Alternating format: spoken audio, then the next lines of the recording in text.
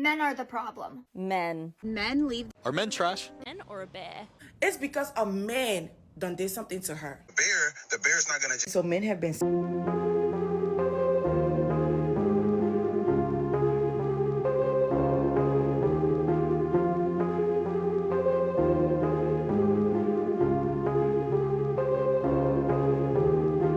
Step right up. She's ready for you.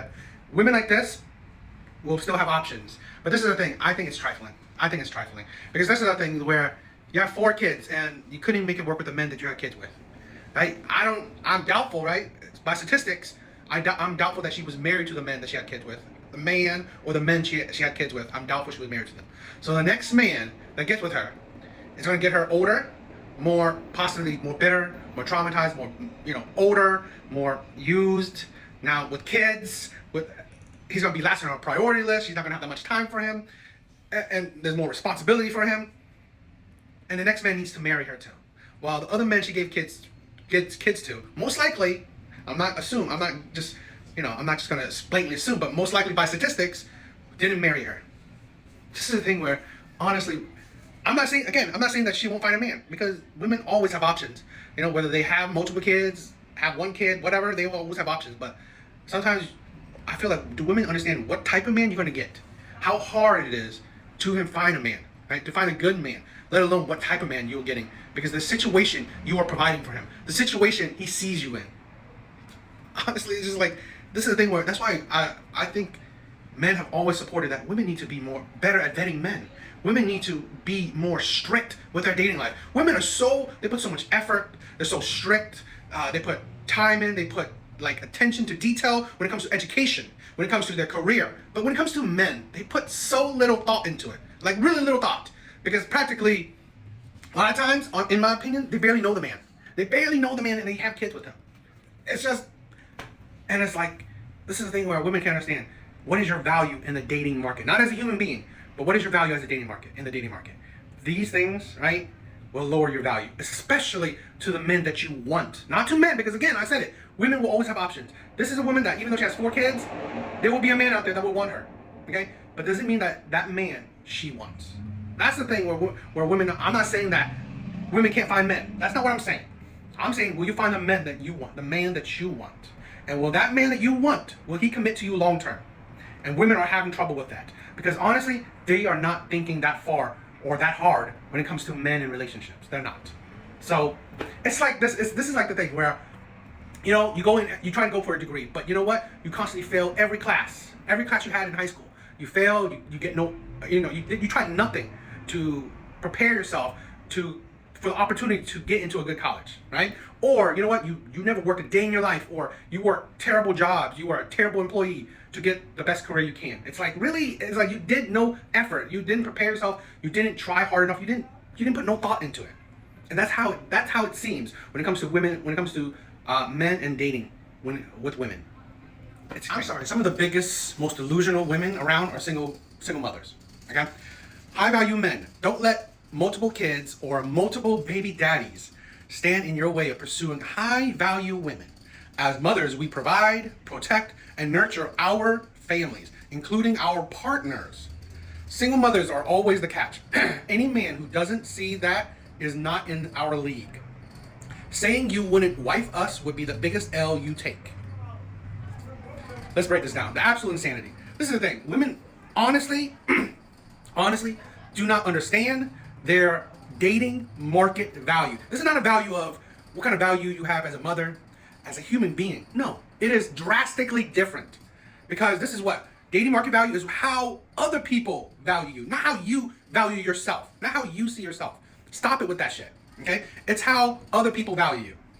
So if you are constantly being rejected or only getting sex from high value men, or men with 6 figures, men that are successful, whatever, the men that you want, that shows you that you are not valuable to these men. You're not.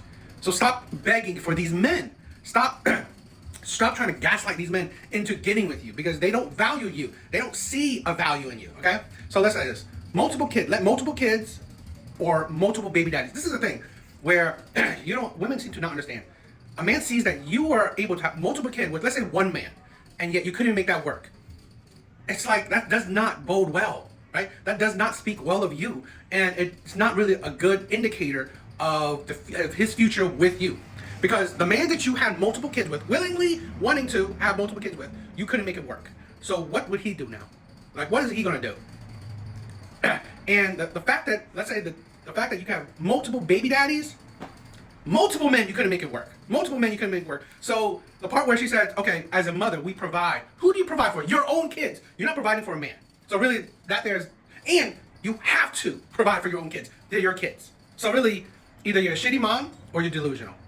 Okay, because again, great, you are taking care of your adult parent responsibilities. Awesome. Provide, protect. Again, you have to protect. You have to provide and protect your kids. They're your kids.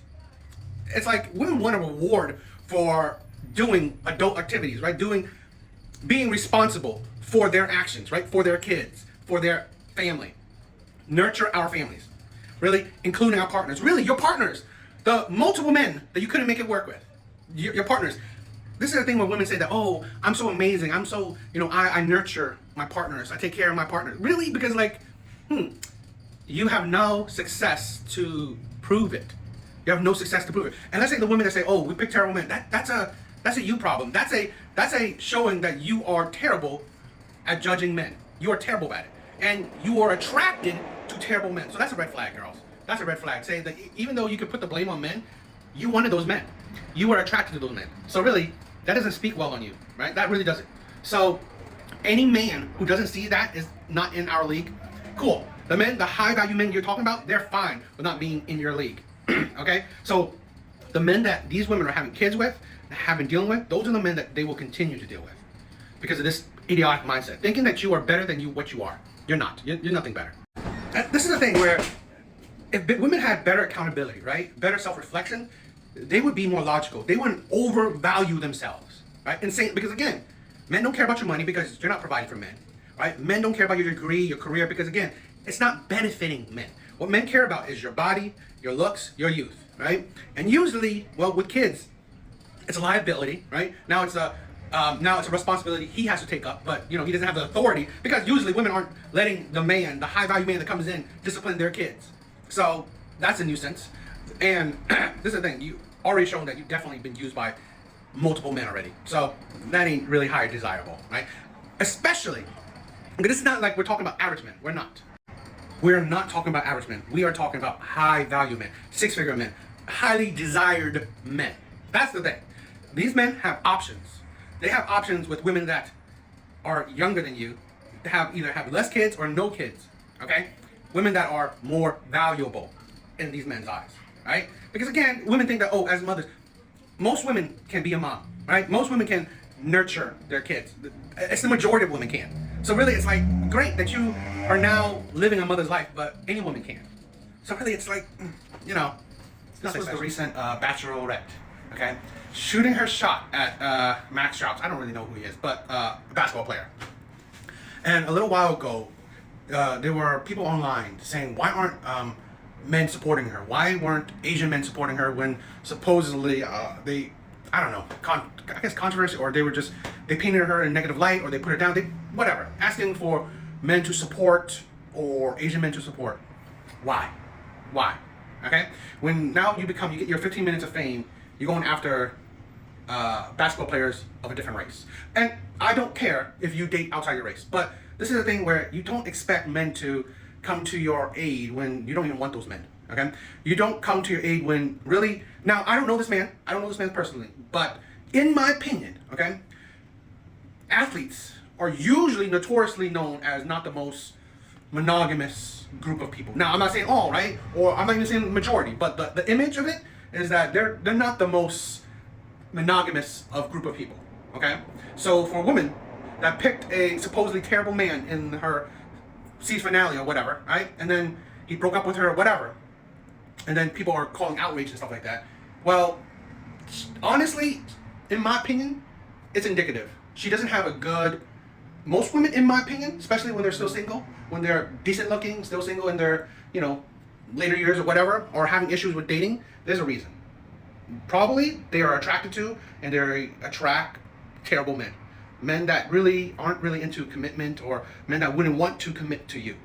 So really, there's no surprise that one, the man that she chose in her season finale wasn't into her, didn't want to commit to her. Not surprising now that she wants an athlete that balance of probability probably wouldn't be into her still, right? Or wouldn't want to commit to her. So really, this is just like indicative of a lot of modern day women where, this is why men really don't necessarily have sympathy for women in the dating market, because women have bad choice in men, right? They really do. Now, again, I don't know this man, but balance of probability, you cannot think that, I'm gonna get with an athlete and he will faithfully stay with me, in my opinion. But there's no surprise that this is what she's going for. So that's what I'm saying. You can't expect men to support women in the dating market. I'm all in support of women achieving their career, their education, but really because they work harder and they actually put actual thought into it. When it comes to men, they really don't. They really don't. What I think people should be looking into is white people's fascination with black trauma. Ooh. That is, to me, Talk to us. is very bizarre, because Black people are also fascinated with black trauma. that makes more sense, because it lands and it resonates. White people are fascinated with black trauma because it's exciting to them, because it's over there. Okay. But they can get close enough to experience it. But guess what? When it gets a little too real, they go. Here's my controversial thought. He's race baiting.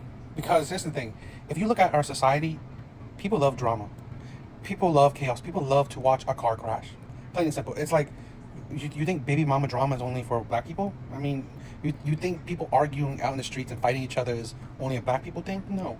It's like there's no drama, no bad mark on a society that other people don't go with.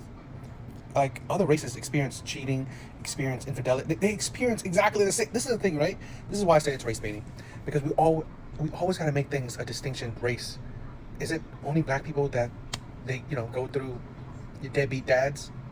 Is it only black people that they go through abusive partners? It's like, seriously, do you not forget the Jerry Springers of the world? Like, I'm pretty sure white people love that. I'm pretty sure black people love that. I'm pretty sure plenty of other races love that. They were watching it. People, I would say this, right? I would more question our fascination of drama, of car crashes, of watching the drama, the chaos that people are going through. I mean, it's like, we really love, just the drama of life, which is, I think it's sad, because we're so fixated on, wow, that's so crazy. But it's not really a race distinction, because again, how could it hit hard?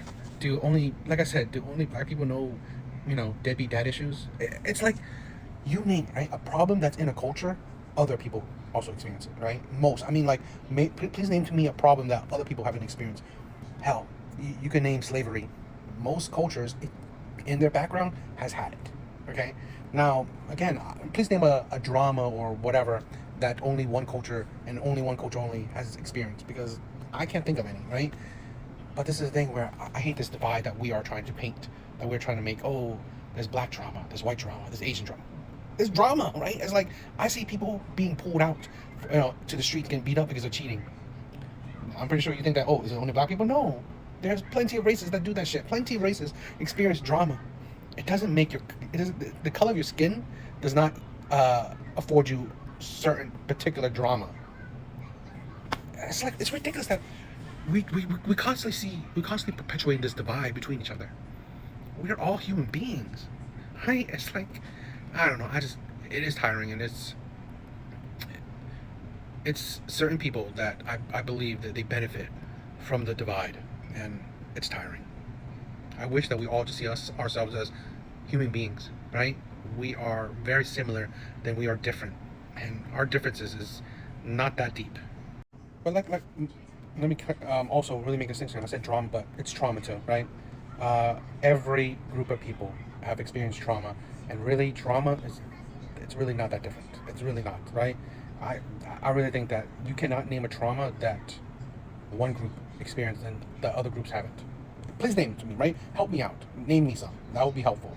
Because, like I said, as a human race, we've all experienced similar to exact same traumas, right? Like I said, right? The traumas of single motherhood, their single fatherhood, deadbeat dad, deadbeat parents, infidelity, I don't know. You name it, right? Fighting each other over crazy disputes. Okay, it's not race specific. So many men out here trying to tell women that they should have chosen better. I figured I'd be a little more proactive and let the ladies know some clarifying questions that they can ask so that they can choose better. That's what the men leave out. So here are some. Men, don't be mad. Number 1, what are your long-term goals? 2, how do you handle conflicts or disagreements? 3, what does commitment mean to you? 4, how do you spend your free time? 5, what are your views on relationships and family? 6, how do you handle financial responsibilities? 7, what are the most important things you've learned from past relationships? And the list goes on. But those are some questions, open-ended questions that you can start asking when you're dating to find out if a person is right for you. I hope that helps. There's more. Women unalive themselves at a rate of 4 to 1 to men, which means that for every one man who unalives themselves, 4 women unalive themselves. Women are also more likely to be incarcerated, to be in poverty, to be homeless, all of that sort of stuff. Also, in the US, we're actually we're ranked second behind Sweden for single family households, and 92% of those households are led by single dads. In urban areas as well, men actually make more if they're under 30 than women under 30, and this is in urban areas.